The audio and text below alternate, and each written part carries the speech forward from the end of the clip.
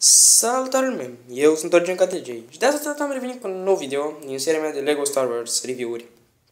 Deci astăzi voi arăta LEGO-ul 9492 TIE Fighter, care conține următoarele lucruri. Nava, care ce poate să facă. Deci are soldatul, care se numește de altfel TIE Fighter Pilot. Ce poate? Aici are rachetele. Bun. Mie mi se pare că are are o carcasă destul de drăguță. Apoi, ce mai conține? That Star Trooper.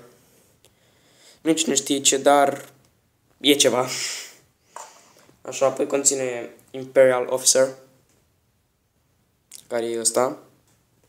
Și în cel în urmă, R512. E un droid vechi. Deci totuși scrie că e nou. Dar din câte știu eu, LEGO ăsta e mai vechi, așa că nu știu de ce scrie nou. Probabil că era nou la vremea respectivă. În fine, deci așa se numește. Cam așa arată LEGO-ul în comparație cu cutia, ca să înțelegeți că nu e foarte mare. Ținând cont că dacă îl filmăm de sus, vedeți, nu e așa mare. Cutia având ceva. În fine, cam așa arată LEGO-ul. Sincer, eu propun să-l cumpărați ca și de restul LEGO-ului care vi-l arăta, pentru că eu îmi cumpăr numai chestii rafinate. Deci, eu vă propun să vi-l cumpărați. Ne vedem data viitoare. Bye!